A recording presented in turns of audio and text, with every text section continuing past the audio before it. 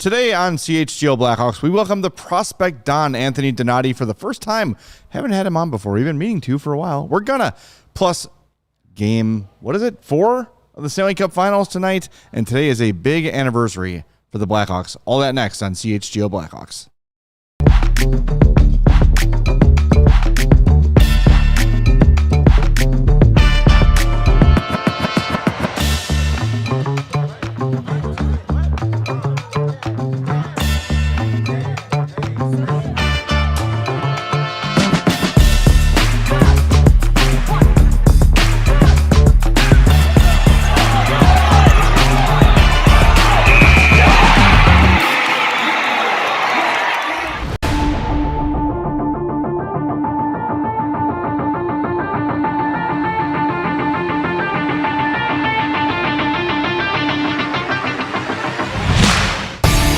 Happy Tuesday. Welcome into the CHGO Blackhawks podcast. Hope you're having a great day. I'm Jay Zawoski. That's Greg Boyson. There he is. Chloe Thiel is here running the show as usual. We've got a big show for you today. As I mentioned in the cold open, a big Blackhawks anniversary. Where were you 16 years ago? I know where I was and how I was feeling.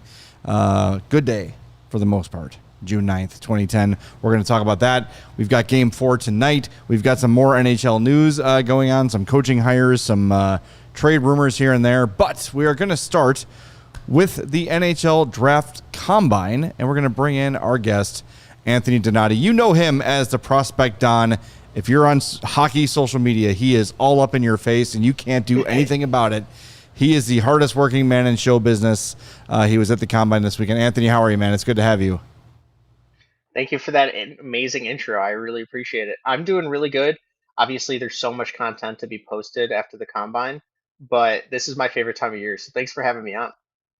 Definitely, man. And let's get into the Combine. You said this is the second one you've covered when we spoke privately, and Greg and I were talking about it before the show. And, I see the value of the Combine and football. You want to get measurables like reach and all those sort of things. Hockey, I don't know. I'm not really sure what we're gleaning so much in terms of how long can a guy pedal on a bike or how many pull-ups can a guy do. What is your big takeaway from now that you've covered two of these things about what we learned at the draft combine? Yeah, I think it's more of a mental test for these players. Obviously, whenever you hear about the Habs and their questioning and talking about what would you do on like in the desert if the scout had a water bottle and you had a bat, what would you do? And I feel like that's always something interesting to hear from about the players' stories and their personalities. I don't know if it's much about what you see with the NFL scouting combine, where you have the 40, the model kind of projects who these players' comps are based on how they tested at the combine. But I do think that there is something to be said about the personalities and how these players do handle the pressure because you're on the bike and then you have already tested everything and then you come up and get interviewed by like 50 guys. So I think it's a lot of pressure there, but at the same time it's how you deal with the pressure. So I really do like that. You hear a lot of different things about the smoke that's happening because during the combine I think that's when we kind of find out which teams like which players and where like team needs and fits and positions that they need are really going to go into it. So it's about just the universe of the prospecting space and seeing all of the types of content we see on their personalities. But I'm not sure if it's more the workout aspect of it. Yeah, that's what I was going to say. I was like, it doesn't seem to me that like Gavin McKenna's draft status changed because he rode the stationary bike better than anybody else. Like, I don't think the Maple Leafs looked at that and said, that's our guy. He can ride the bike. But as far as like the personalities and getting these teams getting to kind of know some of these guys, I mean, how much of a difference does that go into? Maybe if a team is like choosing between two prospects and one kid interviewed really well and the other kid was better on the physical part of it, which way do they go? I think it's about the interviews for sure. I think that there are players that will definitely increase their draft stock, like an Adam Novotny, based on how you see his physical profile and how filled out he is and what he did with the testing. And I think that if Gavin McKenna was in that range of the number one pick with another guy there, like Ivar Stenberg, who did not test, maybe that pushes him over the edge because he did not have to compete as well as he did. But you see the competitive nature in everything that he does, and he wanted to be the best. So I do think that there's a tad bit of the physical side if you're balancing between two. But I mean, Connor McDavid couldn't do a bench press or a pull up or something like that. So I don't think that that's going to really make a difference based on their career overall. But in terms of the interviews, I think it's very important. I don't understand why the Habs really interviewed all of those players when they might trade the pick and they have the 20th overall anyway, so they didn't need to bring everyone there. But I think that it's good to see how they handle pressure. I'm just like Connor McDavid. I too cannot do a pull up. Same. We are the same guy. Absolutely, we are Same guy. same draft stock. I'm with you. I think if I was there, yeah, sure, you want to see what they can do, and I think like we all joke about the bike, right? But the bike is more of a test of will. Like, how much will this guy push himself? Measures to fire and to passion, my friend. It's true. But, and I think a lot of the things that we've seen, I know, was it the Canadians that was stacking golf balls or whichever team that was? And then, the Canadians were the shoot the puck into the garbage can. And if you don't make it, you're not going to draft you. Like, trying to build pressure for these guys. You want to see if a guy is going to fold when things get tough. And I get that. But those guys also all know that at the combine. They know that that's what they're being quizzed on. They know that that's what these scouts are looking for is this guy gonna wither when things get tough? I don't know. To me, maybe it's because these guys are so young that it feels so weird. Like, even the thumbnail we have today, it's like these are children. Yeah, it's like the older, it's like the a older children auction. The older you get, the weirder it becomes. That's how it feels, man. It is a child auction. Come and select the child you like the most. I don't know. Well, who stood out to you in terms of? I know you interviewed a ton of guys. Did anyone impress you, kind of win you over, or conversely, did anyone were you sort of like, wow, that guy's kind of an idiot? Well, honestly, to go back to your point on the evaluation of the kids, I was talking to somebody and they were talking about one of the players' physical look, and he's like, "Wow, he looks really good for his age." And I just thought that was like the funniest thing because at this point we're just picking we're nitpicking basically on some sort of scale on which prospect you have over one guy based on his physical, how much physical development he has left in his game. And I think one guy that actually stood out, and that was Adam Novotny. I think another guy that did incredibly well in the interviews was Vladimir Javecki, that does play for the Brantford Bulldogs, and I know the Blackhawks love to go in that direction all the time. He said his nickname was Vladdy Daddy, and I thought that was hilarious, the confidence to say that. And it was the best nickname in the draft class. I think Ethan Belchez just looks like a man amongst boys out there. He was talking about his tattoo sleeve. He was talking about, how he made the puck in the trash can for the Habs and then did a little celly in the fist bump. So I thought that was cool. I think that one guy that did go lower than I was expecting based on he couldn't test, but his interviews were a little off, was kind of an Ivar Stenberg. And I thought he did look a little off. I know he said he was sick, but it was not the same player we saw at the World Juniors. There was something off that was going on. I think Ryan Rubrick also was the same way in terms of the interviews where Russ Cohen asked him about his motor and he gave the PR answer, but I think we wanted to hear something more, and I think it took a lot of guts for Russ Cohen to even ask that question because everybody was hoping someone would. But I think it was tough on that stance. One player I really, really enjoyed listening to was Jackson Cover. I think that this guy just has it. He has a really good hockey sense. He just understands hockey, and he actually started growing up playing roller hockey. So he's only played, you know, ice hockey for about 4 or 5 years. Keaton Verhoff also surprised me, and Chase Reed. They had incredible interviews. When talking to these guys, I think it's one of those things where, Keaton Verhoff knew that he has slid in the draft rankings a little bit.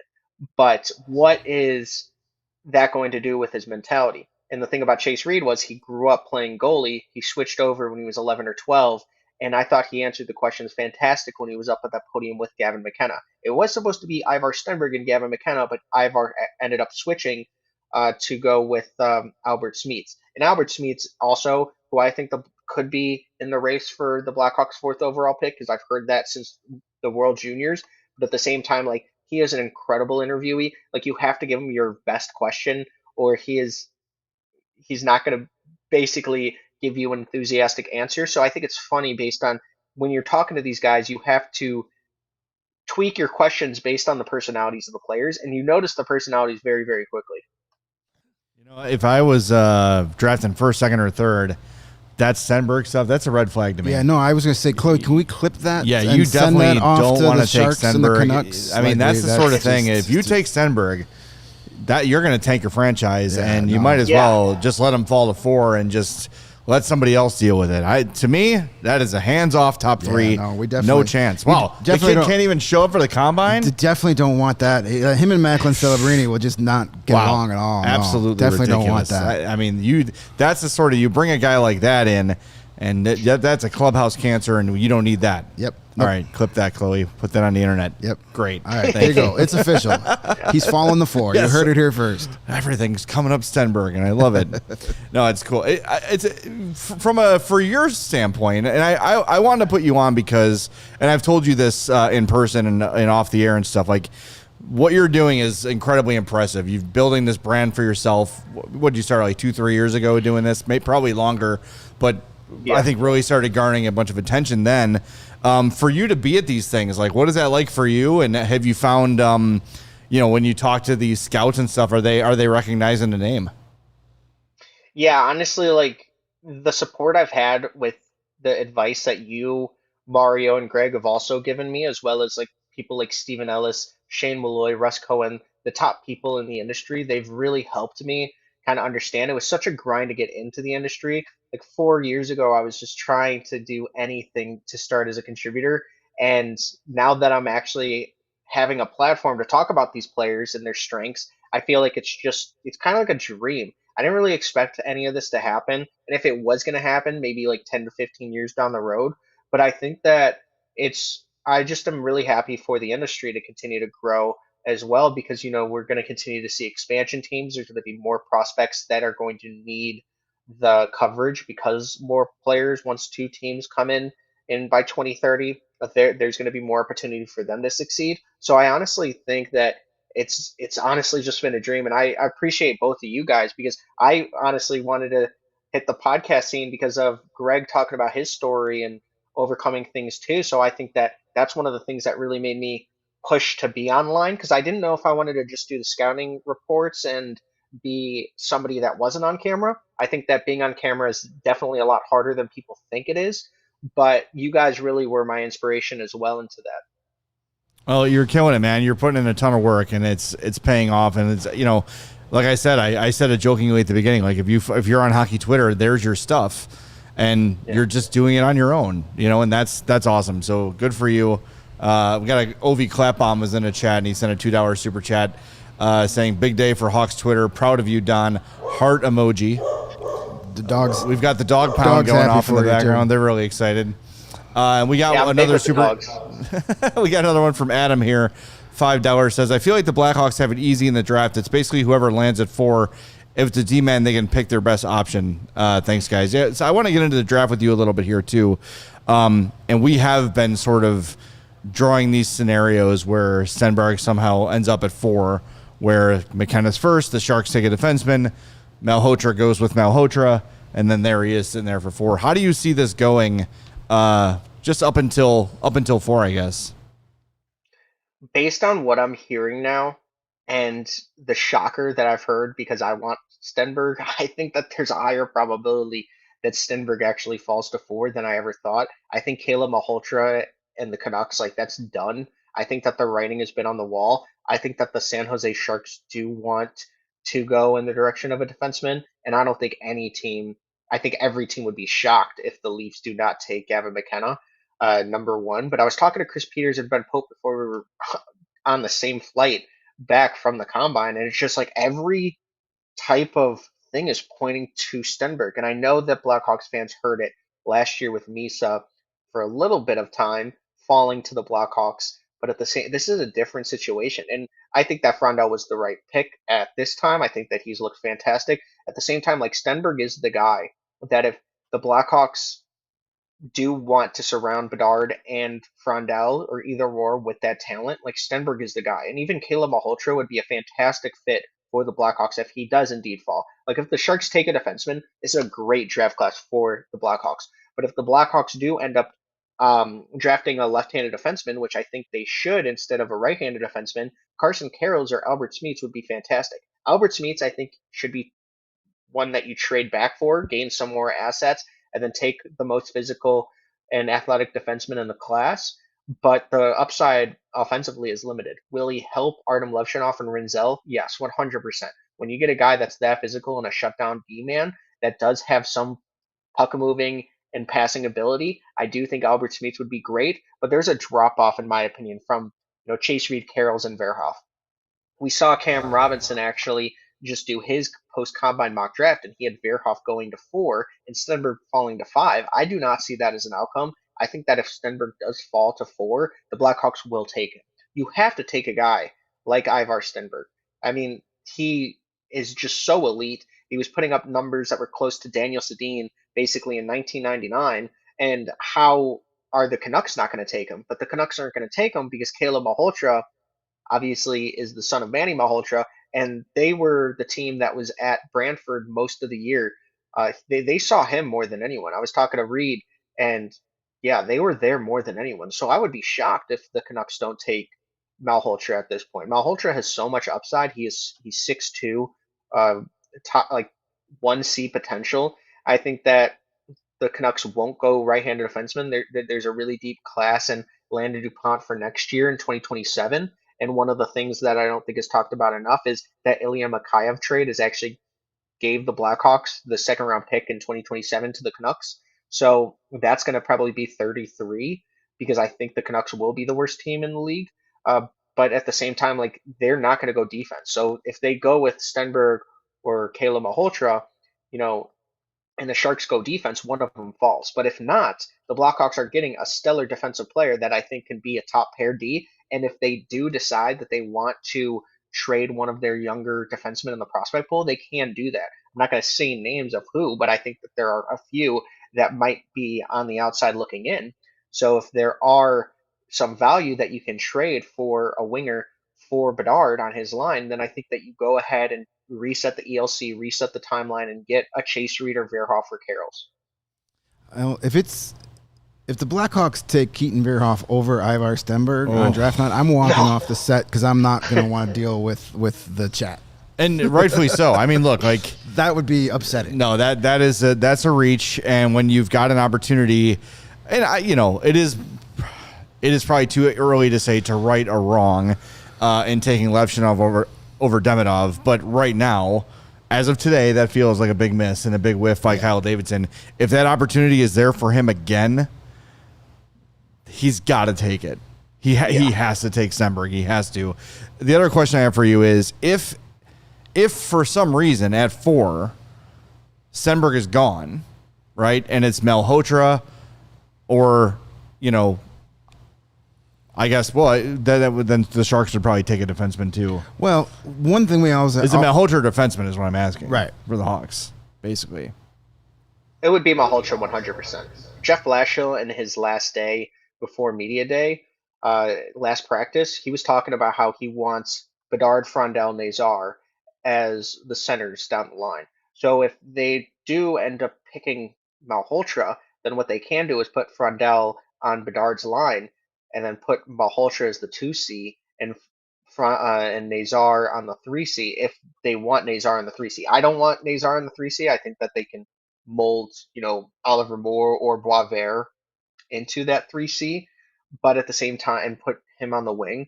But at the same time, like I think Malhotra opens a lot of doors on what you can do after his stint at BU, which he's actually joining Tynan Lawrence, the other center that we talk about a lot. So in terms of like Malhotra or the defense, I think Malhotra. The year-over-year progression that he's seen in his game has been more than anyone else in this entire draft class, and that's one of the things that NHL teams and scouts really are going into heavier and looking at. Like, how is a player progressing after summer scouting in their full season? No player has done more for his stock than Caleb Malhotra, and you've seen it in his game. Like, some players have different inflection points. Malhotra's inflection point was like after game 10 in the OHL. He was on a stacked Brantford team where they had like 7 first-round picks. He looked better than Jet Luchenko. He looked better than Jacob Bryan in the playoffs at times, and Jacob Bryan was a 2-point-per-game player in the OHL. This is a guy that has the hands, the speed, the ability to close out very quickly, and he will use his body and for the team and sacrifice points for the team. And I think that's what we saw during the playoffs. I mean, this is a guy that wants to win more than anything, but a lot of his media scrum was talking about the Canucks. Every question, he was bringing it back to his father for the Canucks. So I think that might be locked in. Good stuff, man. We appreciate it. I'm sure we'll talk after the draft, or if anything breaks before. We'd love to get you on. So thanks for being with us. Let people know where they can find all your work. Yeah, thank you As so if much they for have a having me choice. on. Yeah, honestly, the NHL or Draft Prospects Hockey / Simulator is my baby. Honestly, we have the franchise mode as well. It Prospect Down on X, TikTok, YouTube, Instagram. If you guys want to check me out there, I have had Jay and Mario and Greg on, so this has always been a dream. But thank you guys so much for having me on. Appreciate it. Of course, And keep on grinding, buddy. Like you're doing this the non-traditional way, like I have for a long time. It's not easy. So just keep plugging away, dude. You're doing great work. Thank you so much. I really appreciate it. We'll talk to you soon, man. Thanks. All right, we're going to hit the break zone. When we do, hit that like button. We'll be back in 2 minutes on CHGO Blackhawks. Would you like to have reliable and intelligent Wi-Fi? Would you like to keep it at the same price for 5 years? Well, you can with the Xfinity 5-year price guarantee. That's a good name for it. Imagine you in your house.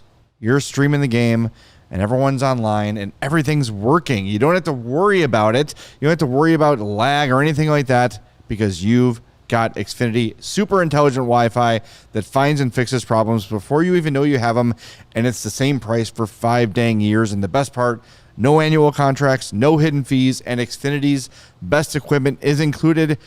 A lot can change in 5 years. Trust us, championships are won, records are broken, hair falls out, but your Wi-Fi should stay reliable, and the price should stay put. So lock in your price and unlock the possibilities with Xfinity. Learn more at Xfinity.com. Xfinity, imagine that. This is available on select plans only, and restrictions do apply. As a man, are you looking at more energy after a long work day? Maybe you want to spend more time with the kids and the wife and everything, and you're just kind of out of gas at the end of the day, or your workouts are not really working the way they used to.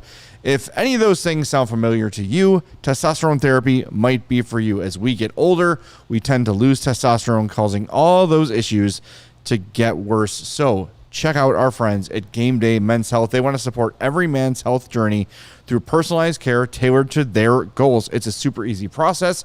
Go into one of their family and locally owned clinics. You're in and out the door in under an hour. They've got a great rate of success. You're going to feel better. You're going to have more energy with testosterone, or try some of their other services, including vitamin supplements, weight loss, and hair loss treatments.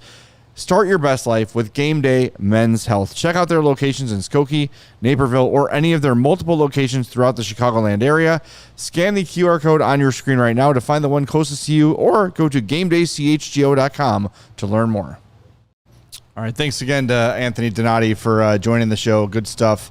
Mentioned Caleb Malhotra and Manny Malhotra. Manny is a new coach of the Canucks, and he was actually asked at the Combine about what's it going to be like if they draft Caleb. He said, if it happens, I would treat him just as any other player.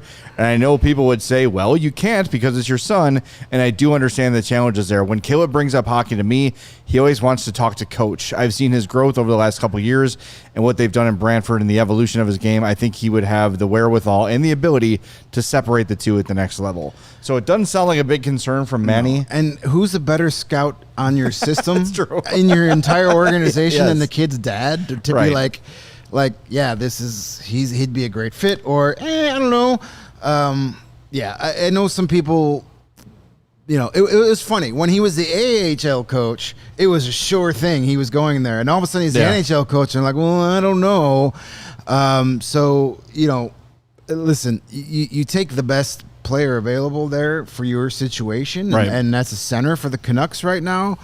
And like, who cares who his dad is, who the coach is? Because let's face it, when the Canucks are going to be good again, and Malhotra is hitting his prime, Manny Malhotra is probably not the head coach anymore. I would imagine not. So you can't worry about, well, in 5 years he might be his coach, and it could be a problem. Cross that bridge when you get there. And like I said yesterday, they're going to be hyper aware of that whole thing. And if anything, they're going to overcorrect it. And he's going to coach Caleb harder and have bigger expectations for him as opposed to favoring him in any way, shape, or form. That will not happen. The reason Manny Malhotra is an NHL head coach, if you hear any of the comments about him from his time in Abbotsford and throughout the hiring process, guys that played with him, guys that coached him are like, this guy gets it more than anybody in terms of what a good locker room guy is. Like we joked about the Leafs maybe hiring Joe Pavelski to try to get that Martin St. Louis guy. Same deal, right? No experience, bring him in, hire him. Malhotra seems he's got experience, first of all. But he seems to be, if you're looking for the new Marty St. Louis, it would be him. He just fits the mold perfectly. He's done a good job in the AHL. And as a player, we always talk about like the sweet spot for a coach. You don't want your coach to be a guy who was too good of a player. Like I always feel like Joel Quenneville was that perfect, like long-time NHL guy. Yeah. Like Trent Yanni. Right. Played forever, was never outstanding, but just was a reliable, solid player for a long time. You have to have the understanding of it takes a lot to be here. You have to have the understanding of my job is in danger if I don't perform. Somebody like Gretzky or Savard or whoever it might be, maybe you don't have that understanding. I think Malhotra is that perfect tier of guy, hugely respected. I think it's a great hire for Vancouver, and I don't think if they do draft Caleb Malhotra that it's going to be a concern at all. No, I wouldn't think so. But, you never know. The Canucks are weird. I think the biggest... Yes, they are. And they just hired some weirdo twins to be in charge. They just put two giant weirdos in charge of their weird-ass organization. I think the biggest factor, we talked to Anthony, and he's saying what we want to hear, that the Sharks are going to take a defenseman. Yes, that makes all the sense in the world. And the Malhotra stuff, so Stenberg's there at 4. That's what we want to hear. That's a logical, path of this draft. But one thing we have to keep in mind, if the Sharks trade out of that pick for someone who wants to take Stenberg or Malhotra ahead of the Canucks and the Blackhawks, then, all this discussion then you have your pick of defenseman. Or you look to trade out of that pick too and see, maybe that's when you have that deal for a proven player for number 4. You get on the phone and say, okay, our guy is gone. Right. Now we're going to make that trade. Trading the 4th pick hinges on Stenberg's availability. And you just have that agreement with whoever. Stenberg or whoever your top defenseman is. Right. Like if you, so there's so much that's going to change once the clock gets on the pick. Like all the draft experts in the world can say it's going to be McKenna, Reed, Malhotra, Stenberg. Every single one of them can be in a unison, and that doesn't mean squat. That's why the Hawks should just do it and trade up to 2 get the guy they want. Just do it. If Stenberg is their guy, no one's gonna be mad, and they're going to guarantee to get him because you gave up an extra first-round pick. And one of your 3 next year you have so far. Then that's fine. Right. Like I don't think anybody would be upset if Stenberg is your guy. If the Sharks are for the Sharks, it's a no-brainer. If the Sharks are saying, we know we're taking a defenseman. If we trade down to 4, we get another first-round pick for trading down 2 picks and getting a guy we want. You're probably still going to get Chase Reed, the player of our choice. Right. If Chase Reed is their guy, you move down to 4. I don't think the Canucks are taking Reed at 3. There's no way. And even if they do, fine, you get Karls or Veerhoff or whatever other one you want. Way. There's no way Vancouver. So you could get you can get the player you want and an extra asset by moving down 2 spots. As good as these defensemen are in this draft, and I think you'd be happy with Smits, a little less so. Karls, Reed, I'd be happy with any of those guys. But none of those are like a Matthew Schaefer, Quinn Hughes, like franchise-changing defensemen. They're all good. They all could be top-pair guys. They all project, a potential top-pair guy. I don't think you start your franchise with a guy that's going to be pretty good. You start your rebuild with that. I think you take the best forward you can, the best center you can, and you've got that. It's just such a no-brainer for the Canucks. It's such a no-brainer to take Malhotra there. Now, if they want to take Stenberg instead of Malhotra, I'm not going to fight them on that. But it just feels like if you're not 3 centers deep, or you could even argue 4 centers deep like the Hawks are, you should take a center. Well, I mean, that's typical. And that's standard rebuilding. Is you start with your centers and or defensemen, preferably center. Getting a chance at the top center in the draft does not come very often when you're a rebuilding team. No. So you jump on that. I think so. But, again, Canucks are weird, but, it makes too much sense. So, D. Paris is talking about the atmosphere in the locker room. What will the other guys think? If Caleb Malhotra is good as advertised and they're winning, no one's going to give a rat's ass that his dad's the coach, because he's not going to be getting special treatment. He's going to be earning his playing. If he's as good as he's supposed to be and they're winning, who cares? Yeah. That's all the hockey rooms across the league. They just want to win. They just want a guy Now, to be good. if he's a bum and he's still getting the Andre Burakovsky treatment, then okay, maybe some guys in the room are going to be like, what? What are we doing here? But we'll see. If he's good and he's helping the Canucks win, the locker room's going to love him.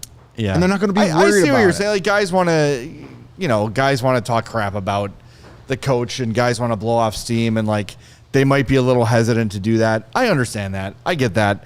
I'm sure there's kids that I have coached that want to blow off steam about me, and they don't do it in front of my daughter. Fine, right? Like, I know it's not the NHL, but I understand that. But again, if he's your franchise center, he's been compared to Jonathan Toews. If he's Jonathan Toews, no one's going to complain about him at all. Right? Like, if it goes bad, we don't cover that team. Who cares? No, and I hope it does.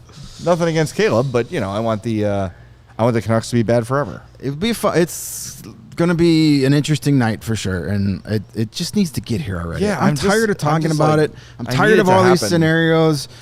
Let's just get to June 26th, 5th, whatever it is.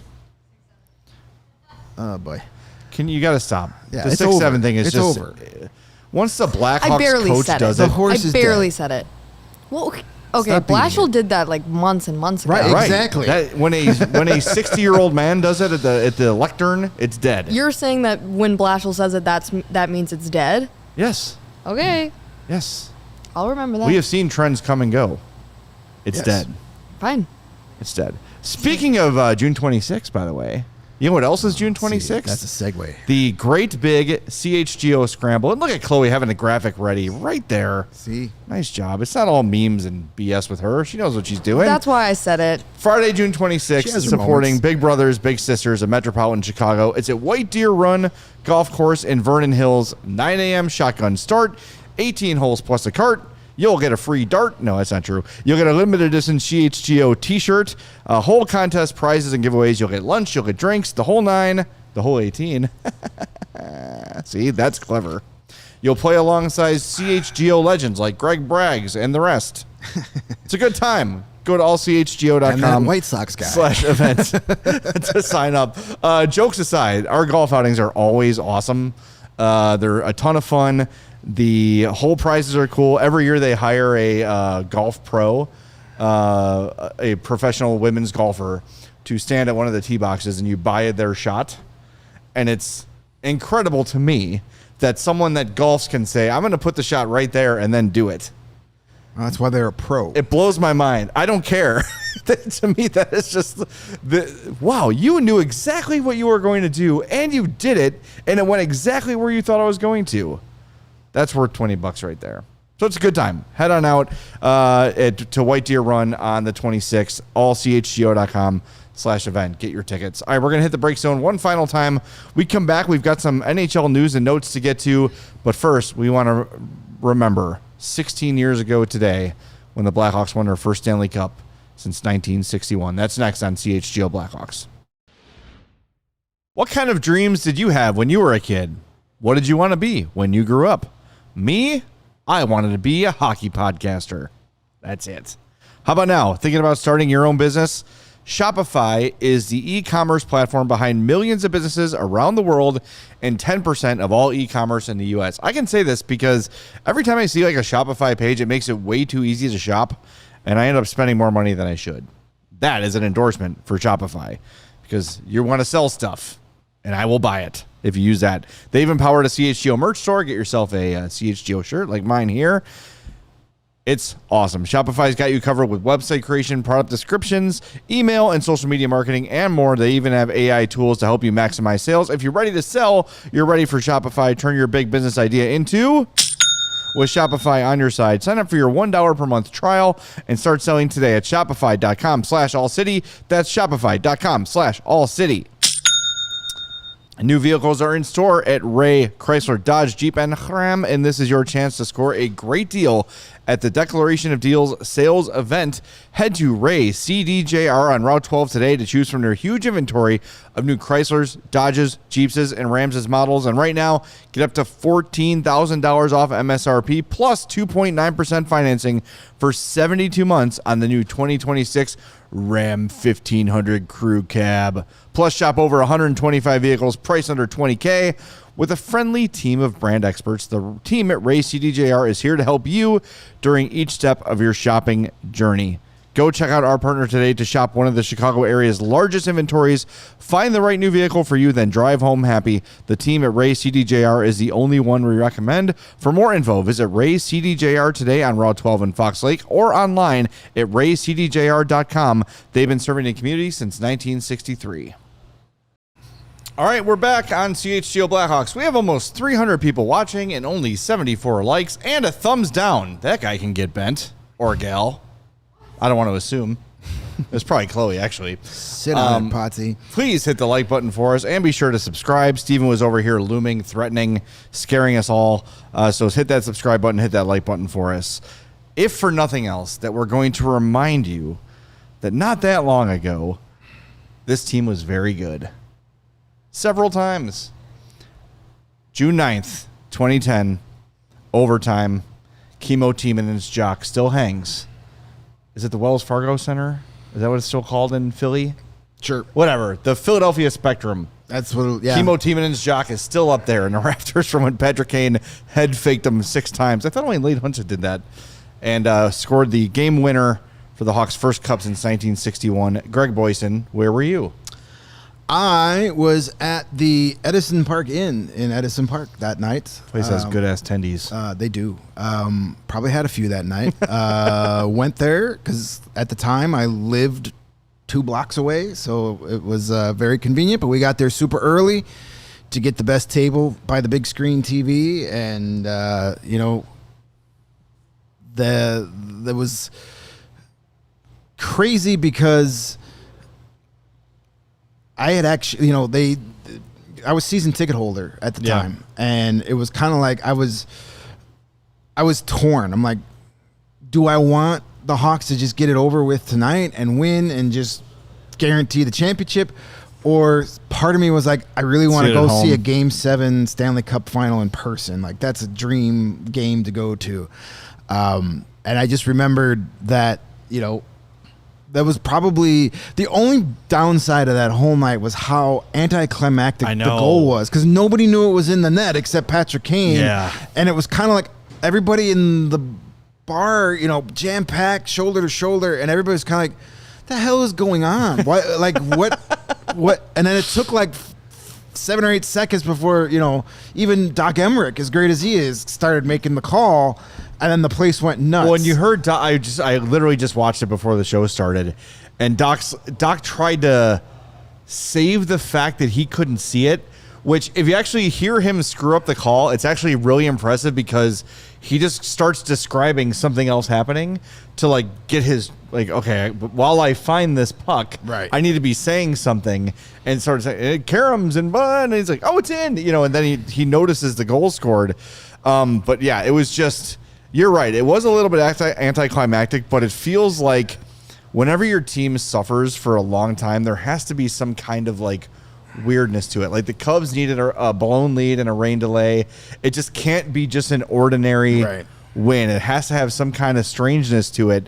And the Hawks were the very same thing, of course. I mean, we would have loved that like one-timer rip that just goes in the net, and everybody like the heartbreaker would have been a perfect one right there, or anything where you just like for sure where you have that release where it was kind of like a build, where we're like, what? And then you got that release. Not complaining. It was still awesome, but I just, it was just such a weird moment where you were just kind of like frozen. Everyone was, yeah. And so Tommy, I'm sorry, it was Caramel Log or a Caramel OG or Carmy Log. Caramel Log. Whatever it is. Says Kane jumping on Niemi and Niemi just standing there. I remember, so I was watching it, I'll tell the story in a minute, but I was watching it the score, and I'm like, when I see Taves celebrate, I'll know the game's over. And you saw Taves at the net hugging everybody, and he was like, still looking, yeah. like looking behind him, like, can I actually celebrate? Because that would have been the worst too many men on the ice penalty to ever take if it didn't go. Yeah, in exactly. So as soon as Taves knew, I knew. So that day, my daughter was 18 days old on June 9th, 2010. And my wife had gotten sick right afterwards, and I was not feeling. I woke up that morning and I called my boss and I was like, I don't know if I can come in. And he's like, dude, I've never needed you before. You have to come in tonight because it could happen. I'm like, all right. So I rallied. I think I had the flu, but I was so out of it. So just the whole night in general was a complete blur. And me and Matt Abaticola had to go on the air the second the game ended.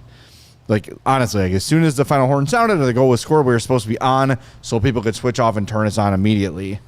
You may have noticed that from me when we started here. Like, we got to get on right away. Well, that's where that comes from. Wasn't so as soon as I saw Taves, I'm like, let's go. We're doing the show. Yeah. I think we stayed on till like 3 or 4 in the morning. Like, we were on probably all about night. the time I got home from the Edison Park that night. Because I definitely... I was still working a real job at that time, and definitely did not go into work the next day. Oh, no. It was one of those where I got home from the celebration in time to call my boss and say I wasn't going. Like, the sun was coming out. Like, it's not happening. Yeah, I'm not jumping on the forklift today for everybody's safety. Not happening. You ever see what's my pinky toe? Is it Harlem Nights with Eddie Murphy? This guy calls his wife and he's like, hey, honey, I'm never coming home anymore. All right, see you later. I imagine that's you at work. I had a few of those during my younger days. We all did, but this one certainly deserved. Where it's kind of like at the bar and you're like, well, I either have one more round and get home in time for my boss to be walking in to take my sick call, or I leave now. No. Never. I never left now. No, absolutely not. Well, to tie it into modern day, the coach of the Flyers was Peter Laviolette. Yes. And the unkillable man is back. He is the new head coach of the Carmelo G, by the way. LA Kings. Not Carmelo G. That makes a lot You more were close. sense. I like Carmelog. Carmelog was my favorite thing to get trick-or-treating as a kid. What'd you get? A Carmelog. Oh, those are my favorite. I'll trade you a Kit Kat for a Carmelog. You know what? There's a lot of names on there. And there's not a lot of punctuation or capitalization. I'm sorry, Carmel OG. That's pretty good, too, though. Carmel OG is good. All right, well, Peter Laviolette is back in the NHL. He is coaching the Kings. Your thoughts? I mean... He's a guy. Yeah. I mean, listen, he's had a lot of success.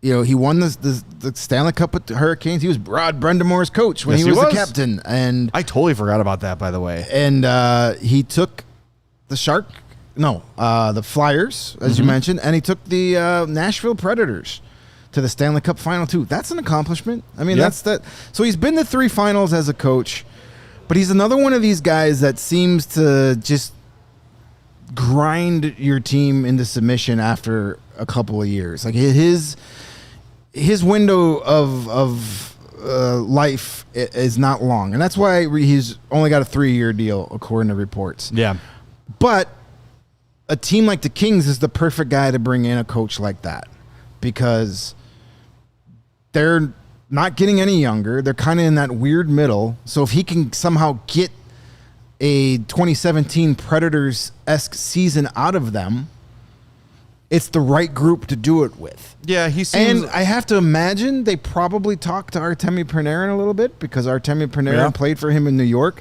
and you didn't trade for him and sign him to give him big money for him to go, well, I hate this effing coach. I'm not playing here. Yeah. So I'm sure there was a little bit of insight there.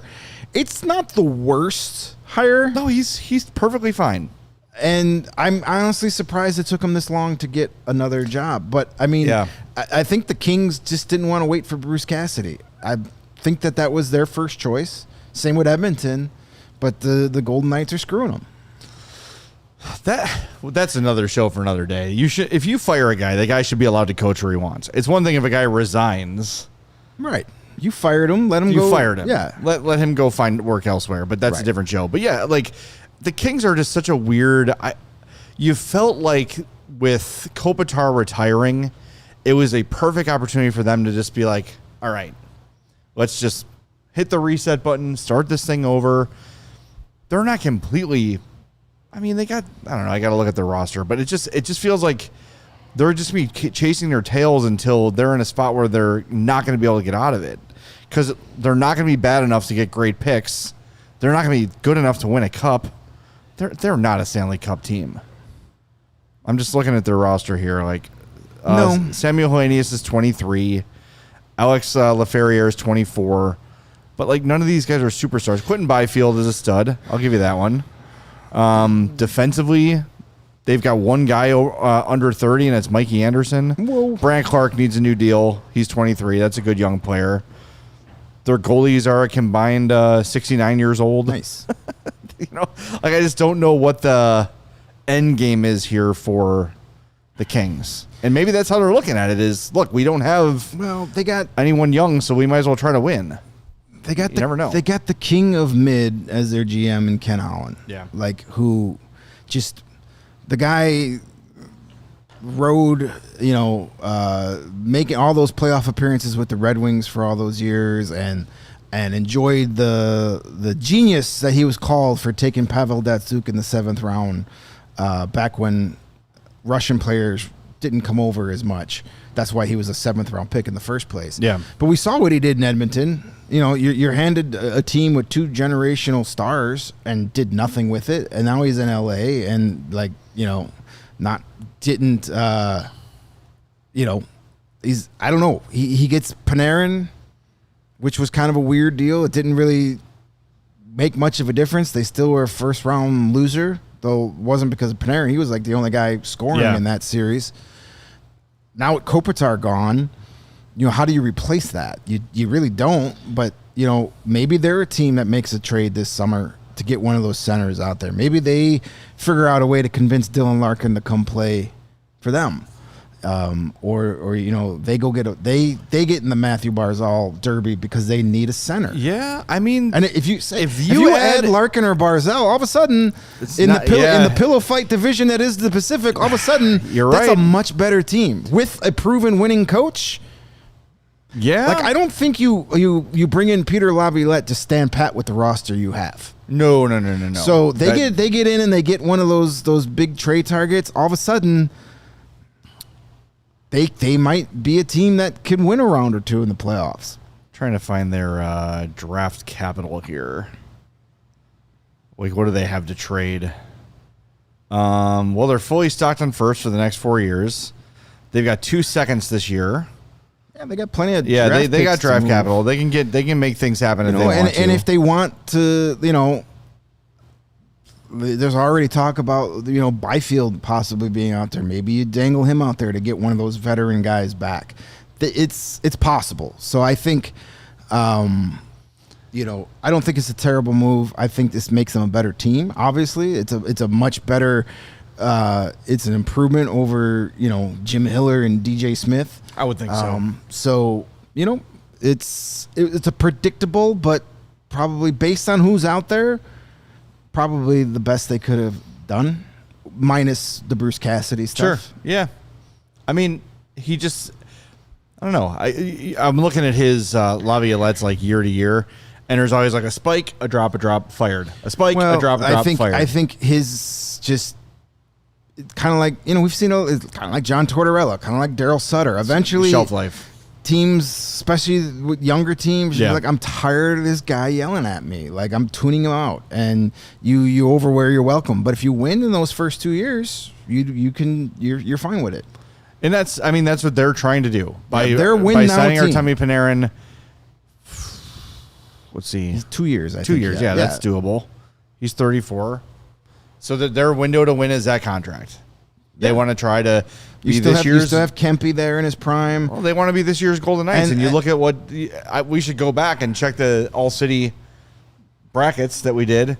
Did anyone have the Golden Knights going to the Cup final? I would imagine not. I think I was knocked out of that after round one. Everyone had Dallas, Colorado, or Minnesota. I would guess it's pretty much everybody that played those brackets had that. So, and you also got to remember at the end of the year after the Olympics, Kevin Fiala was hurt. Yeah. So that was a huge loss for them. Somebody else of theirs was hurt down the stretch too. So I think they're in a pretty good spot over the next couple years because if you look, the Oilers, God only knows what the Oilers are doing. Vegas is Vegas. They'll be right there again next year, and then you still have San Jose. Are the Ducks going to be as good as they were last year? Was this the outlier? Do they get better? I kind of believe in what Anaheim's doing. Sure. Now, what are they going to lose? Right? They're probably it feels like they're going to lose Carlson and Trouba. John Carlson, not Leo. Leo's not That'd going. That'd be great. Yeah. Gudas, Carlson, and Trouba are all free agents. So is Owen Zellweger. So is Pavel Minchikov. Right. RFAs, those two. From what I hear, they're interested in bringing Carlson back. I think Trouba's going to hit the market. I think bringing Carlson back makes a lot of sense for them. Yeah.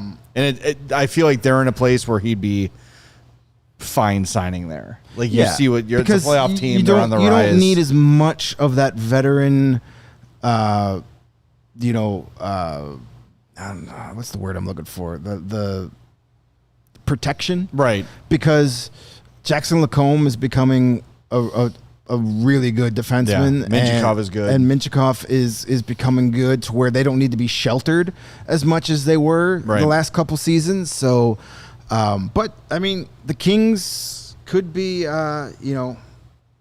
could be a decent team. With Laviolette, who knows how to win in the NHL, I think he'll get the most out of those guys that might have been underachieving the last couple of years. All right, couple other little news and notes. Chloe found this. It was Jeff Merrick talking to, I think he was talking to Michael Misa, right? And he's training with Nick Lardis and Macklin Celebrini. So Lardis is spending the offseason with Misa and Celebrini. 50-goal season incoming. Well, it's nice of Nick Lardis to lend his expertise to these two guys. Right. Teach them how to play. I mean, because he was so good at the draft. He did combine, so many pull-ups. And he's such a good jumper that he needs to get that to those kids. No, that's good. I mean, it was Lardis last year that was like spent some time playing with like John Tavares and like Drew, a bunch of Ontario NHLers. So he's getting in his money's worth in the offseason. So man, if Nick Lardis is a hit. It's big. It's big. That is huge. I mean, if Lardis is a guy that can give you 25 plus goals a season, that's big. I think that's certainly doable. Long way to go before we could see that on a consistent basis. But if he can become that Patrick Sharp-esque secondary scorer that could pot 30 a year, you've solved a lot of problems because you've had him here since day one.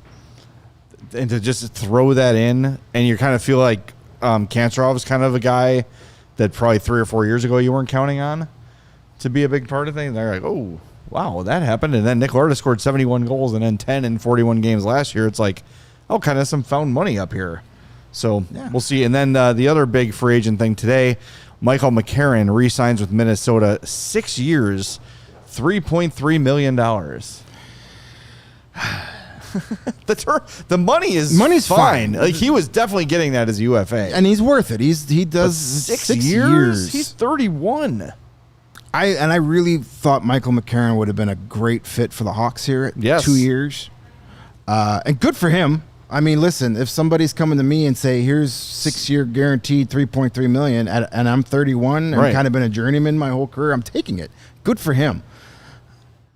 Yeah, he's definitely. I just don't know what you're doing, giving 6 years to your fourth line center and a full no movement clause. I don't get that at all. Are you that like? So miss me with the Bill Guerin is the best general manager in the league. He's the most aggressive. I'll give him credit for that. He's got stones. I'll give him that. I love that. That's what I want out of all the general managers and all the teams I cheer for. Just be aggressive. If you want a guy, do what you got to do to get him. But man, 6 years, no movement for Mike McCarron is a lot. But you probably had to.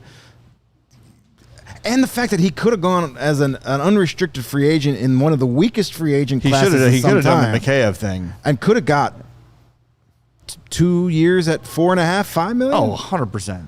But hey, if he's happy there, look, we talk about this all the time. There is a cash value to joy, to being happy. And maybe some team offers him more money and he goes in there and is like, I was really happy in Minnesota and I want to stay there.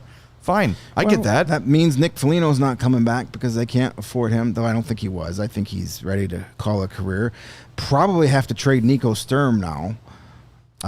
Because, that's $2 million off the books. I mean, that's what some of the reports, I think it was Russo right after the playoffs ended, said, hearing that they want to bring back McCarron, and if they do, they probably have to trade Nico Sturm. Well, and it's not just Foligno. It's Johansson needs a new deal. He's already in Sweden. He's gone. Zuccarello. He's signed in Sweden. Tarasenko, Fabry, Bobby Brinks, and RFA. They just traded for him, so I'm sure they'll sign him. You mentioned Nick Foligno. Bogosian, old. Jeff Petrie, old. But these are all their free agents, so they've got some work to do. They've got cap space right now. They got $14 million in cap space.